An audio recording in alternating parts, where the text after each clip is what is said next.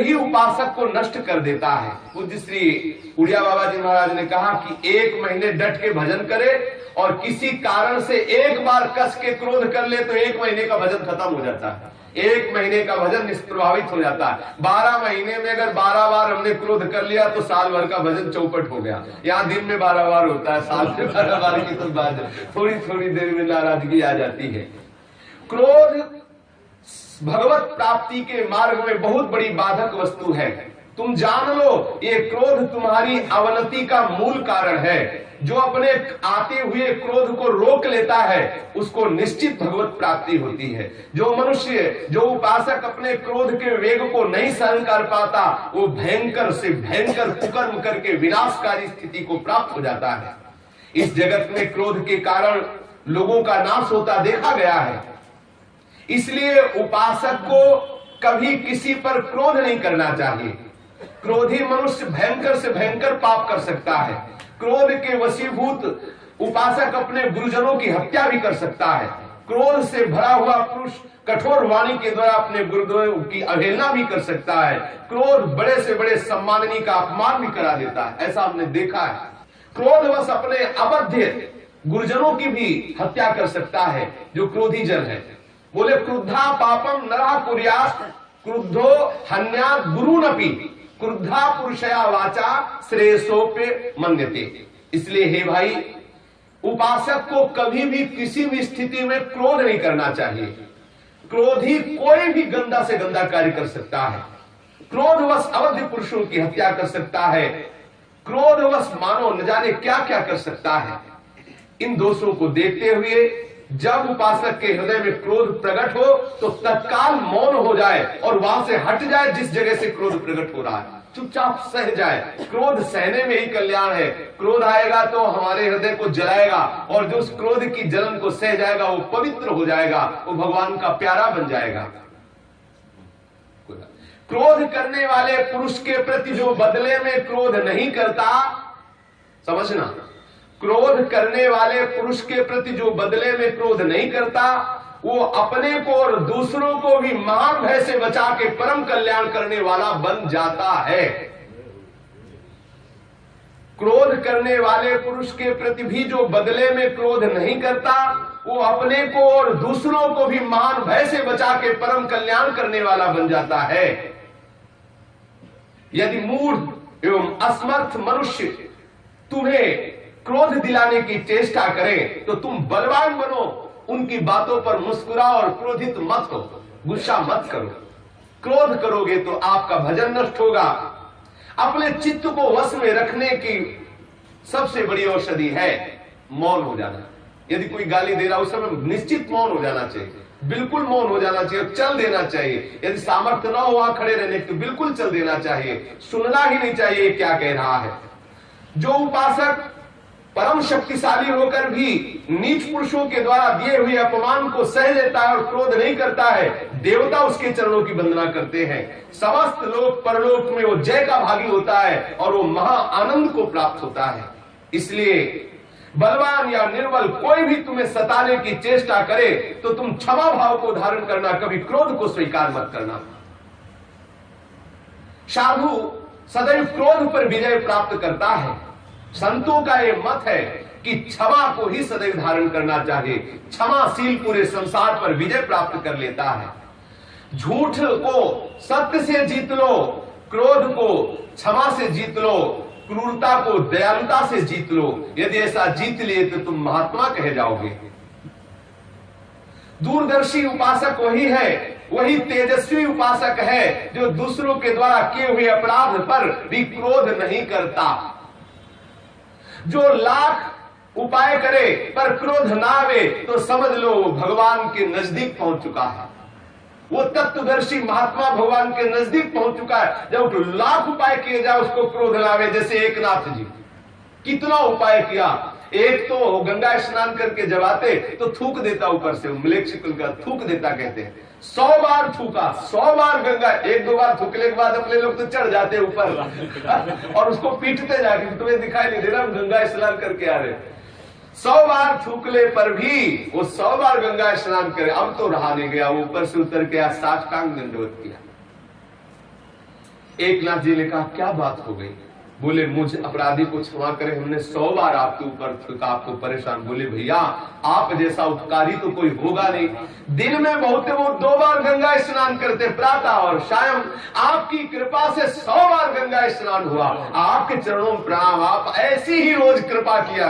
अब बोलो क्रोध की कई जगह है, कई क्रोध की जगह।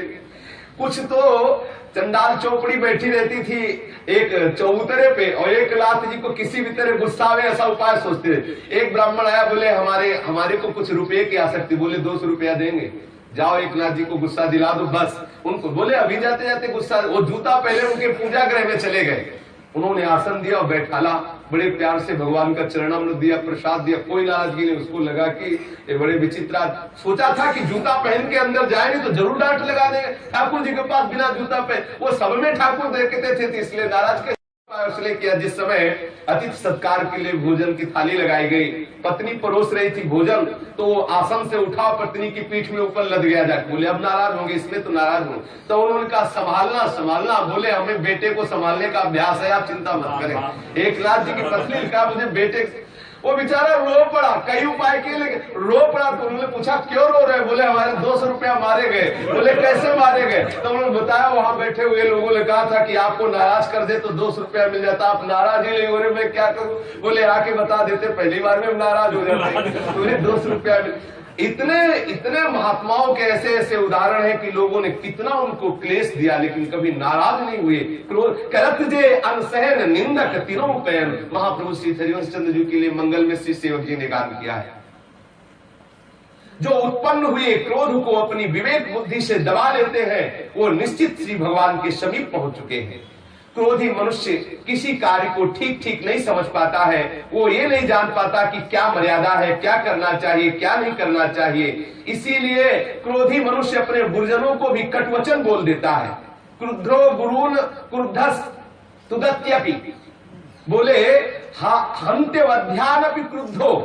क्रोधित होकर के गुरुओं की हत्या कर देना, गुरुजनों को कठोर वचन बोल देना, गुरुजनों को पीड़ा पहुंचाना। इसलिए उपासक को सदैव इस क्रोध रूपी दुश्मन से निपटना चाहिए, क्षमा रूपी अस्त्र से। क्रोध का त्याग करने से अद्भुत तेज प्रकट हो जाता है। क्रोधी पुरुष कभी भी अपने भजन को संचय नहीं कर सकता, भजन का संचय नहीं कर सकता, उसका तेज नष्ट हो जाता है। वो महान दुस्सह क्लेश से युक्त हो जाता है जो क्रोधी होता है। ये मूर्ख लोग ही क्रोध किया करते हैं और क्रोध को अपना बड़ा गर्व मानते हैं। मैंने ऐसा किया, मैंने। ये रजोगुण जनित जो क्रोध है ये उपासक का निश्चित नाश कर देता है। अतः हे सदाचार परायण उपासक, कभी भी क्रोध को मत करना। क्रोध को किसी भी तरह से स्वीकार मत करना। यदि कोई अपने को सतावे, अपने को क्लेश दे, अपना अपमान करे या कोई निंदा करे, कोई मारे या किसी भी तरह से ये भगवान श्री कृष्ण ने भी एकादशी स्कंद में उद्धव जी को कहा है, गला पकड़कर बाहर निकाल दे, ऊपर मुंह दे, थूक दे, मारे, बांधे, पीटे, निंदा करे, अपमान करे, लेकिन हे उद्धव उसको सह जाना चाहिए। तो उनका ये सहना तो बड़ा कठिन। तभी तितिक्षु ब्राह्मण की कथा सुनाई श्री भगवान ने। ऐसी स्थिति में किसी भी तरह से क्रोध नहीं करना चाहिए। यदि कभी क्रोध के वशीभूत हो जाए तो प्रायश्चित करना चाहिए। आज मुझसे गुस्सा आ गई, मुझे क्रोध हो गया, अब मैं 2 दिन भोजन नहीं करूंगा और निरंतर जप करूंगा और फिर ऐसा नियम ले कि कभी क्रोध नहीं करूंगा। जो मारने वाले के प्रति भी क्षमा रखता है और स्वयं उसको नहीं मारता, जो अनिष्ट करने वाले के प्रति भी हित की भावना रखता है, वो श्री कृष्ण को अपने अधीन कर लेता है। ये क्रोध महापापी है। पिता पुत्र को मार सकता है, पुत्र क्रोधित होकर पिता की हत्या कर सकता है, पति पत्नी की हत्या कर सकता है, पत्नी पति की हत्या कर सकता है। हन्युर्हि पितरः पुत्रान् पुत्रश्चापि तथा पितॄन् हन्युश्च पतयो भार्या पतिन् भार्यास्तथैव च। ऐसा महापापी ये क्रोध है। पुरुष को सभी आपत्तियों में क्षमा भाव रखना चाहिए। क्षमाशील पुरुष ही पूरे संसार पर विजय प्राप्त कर लेता है। जो बलवान पुरुष होकर के भी दूसरे के द्वारा दी हुई गाली को सह जाता है और क्षमा कर देता है, जो अपने क्रोध को काबू कर लेता है, वो मानो पूरे विश्व को विजय प्राप्त कर, पूरे विश्व को विजय कर लिया, जीत लिया, अपने अधीन कर लिया। प्रभावशाली वही है जो कभी क्रोध न करे। ध्यान देना, सत्संग है, ये जरूर जीवन में धारण किया जाए। जो क्षमाशील है वही सबसे बड़ी यज्ञ कर लिया, जो क्षमाशील है वही ब्रह्मवेत्ता है, जो क्षमाशील है वही तपस्वी है, जो क्षमाशील है वही भगवान का परम भक्त है। अर्थात जो क्रोध नहीं करता वही यज्ञवेत्ता है, जो क्रोध नहीं करता वही ब्रह्मवेत्ता है, जो क्रोध नहीं करता वही तपस्वी है, जो क्रोध नहीं करता वही भक्त है। कबहू कहो या रानी रहोंगो, श्री रघुनाथ कृपाल कृपाते साध स्वभाव गहोंगो। आगे आया परुख वचन अति दुसा श्रवण सुनते पावक न दहोंगो। चाहे जितना कोई कड़ुआ बोले लेकिन हम बुरा नहीं मानेंगे।